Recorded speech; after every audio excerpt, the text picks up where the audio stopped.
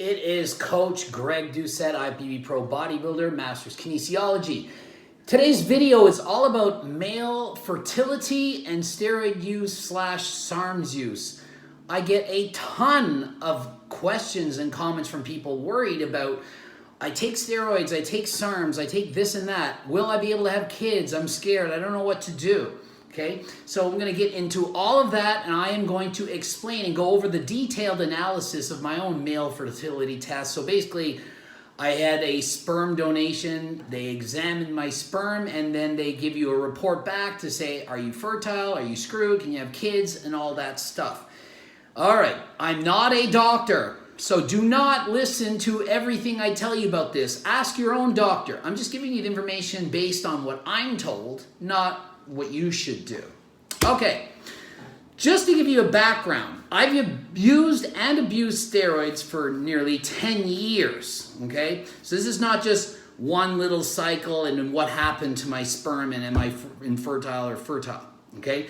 Lots of steroids have been used by me, and I've gone in detail. I did a video on my cycle I used to turn pro, and so you can see what I've done. Before doing this test, I had done a 5-month heavy steroid cycle with everything, you know, the trend test, EQ, Masterone, Anavar, Halo, methyltrinolone, you just name it, and I probably took it, okay? I did 2 pro shows, 5 weeks apart, and I was on a massive diet and a massive suffering. I was shredded, okay? Way leaner than I am right now. I got blood work done after those 2 competitions, and the only thing bad was my cholesterol, HDL was, the good cholesterol, was down, and my bad cholesterol was up. Not ridiculous, not like super high, but let's say it was half as good as it was. And my liver enzymes were about double normal. Bad would be like 5 times normal, 3 times normal, you'd be starting to be concerned, double normal. Considering I did a shit ton of friggin' drugs, okay? And my blood work came back quite good, okay? Those were the only 2 little issues that I had. All right. Then I went on HRT and I did 160 milligrams of test a week. I did not do a PCT. I did not do HCG, Nova, Clomid, none of that stuff. I did my shows and then I went on test only. HRT, normal. Didn't try to amp up my sperm. Didn't try to do anything, okay? Then I went and got my sperm tested 2 months later after that huge cycle, okay? So we're getting into what the results were. Okay, so here's the results. So basically all you do is you masturbate, you give your girlfriend, give you head, blowjob, whatever, shoot your sperm into a cup, you bring it in. They check it out. And then they give you a report. And here's the entire report. Okay, so mobility, it said 40% or more is good. Mobility would be if the sperms are moving. 40% is what you would want. Higher than that is good. I had 70%.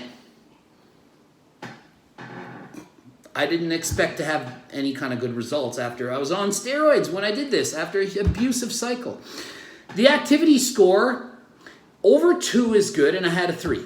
So, you know, 50% above, that's fine. Forward progression, sperms move forward. Over 2 is good, I had a 3 again.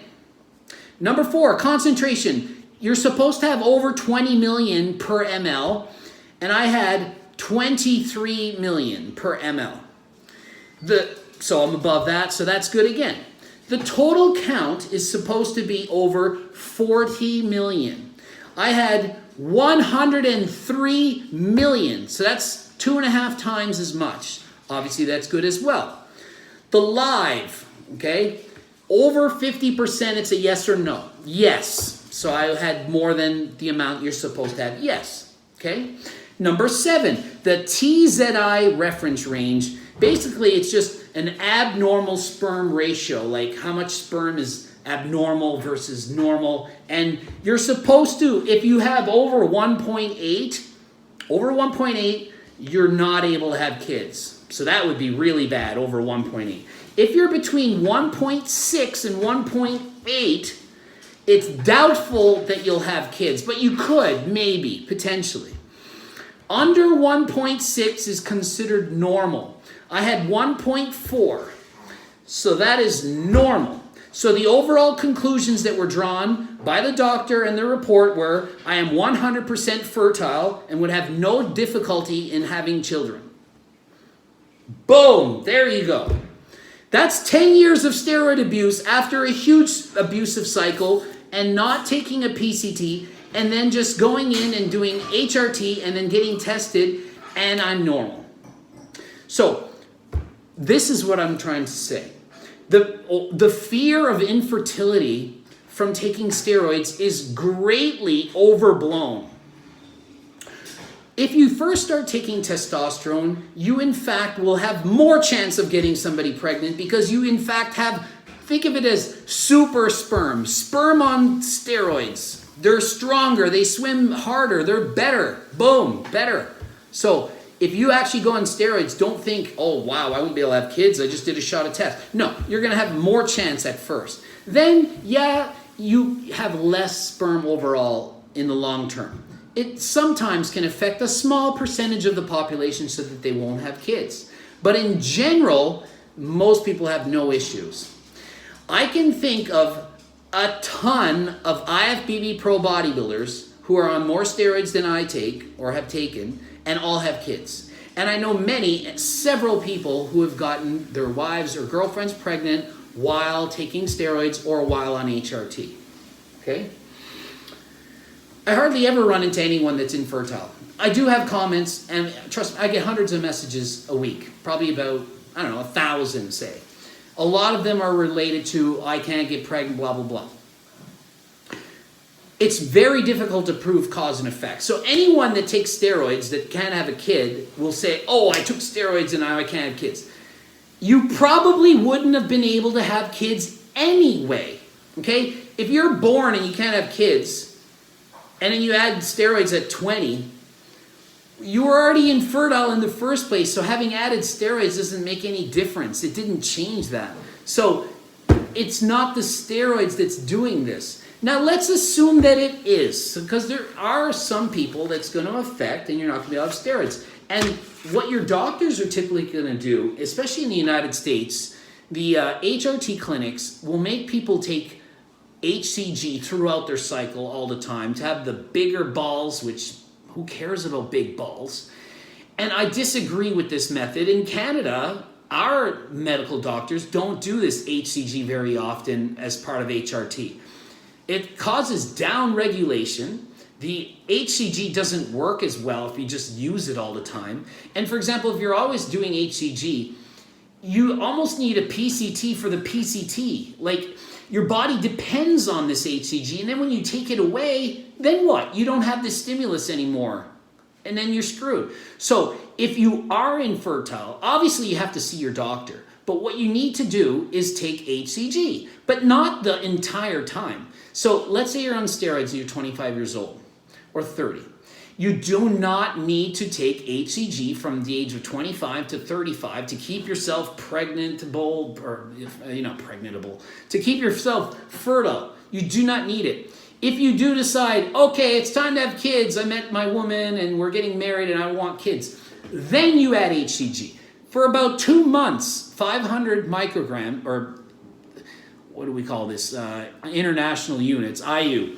500 IU every other day. 1 or 2 months, you're most likely going to be good to go.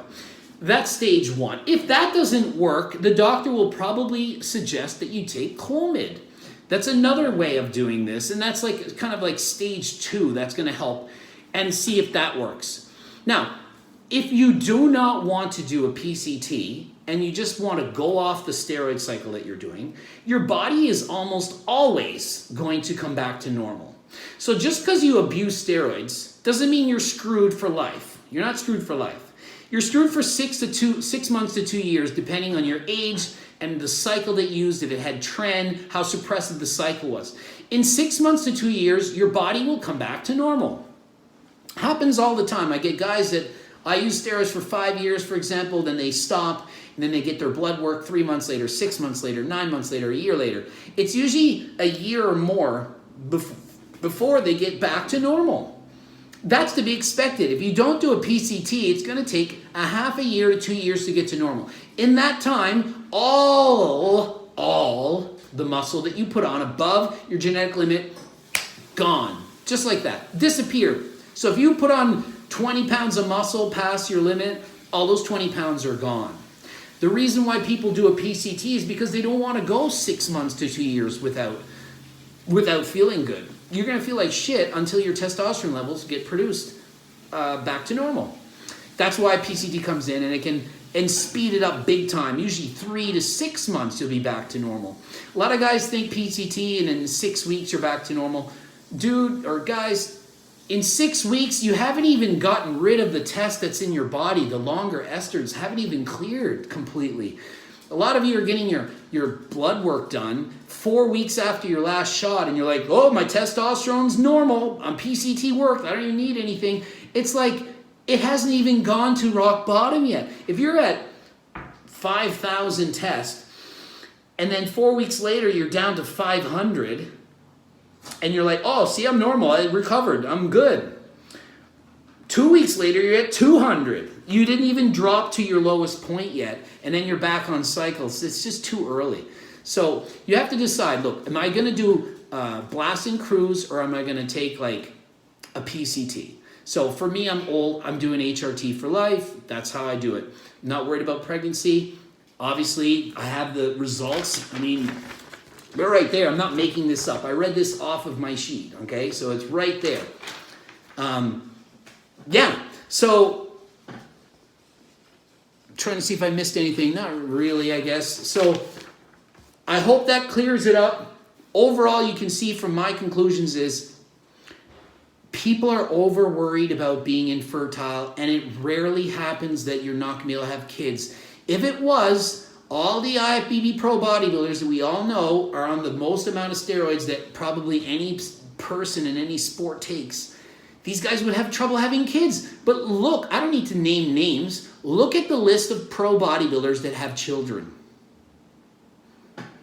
That's all the proof you need. I mean, why do I need to even prove anything? Look at the list of people who have kids. Look at your Mr. Olympia top 10 competitors. If there are guys in there that have kids, obviously they're not natty, then they're able to have children. So don't worry about this. Don't abuse HCG. Don't take it year-round, unless your doctor tells you. I'm not telling you to not listen to your doctor, but it's good to go up to your doctor and be like, man, I watched this video. It says you don't need to do HCG the whole time when you're on cycle. Maybe I could just do this at the end. What do you think, doc?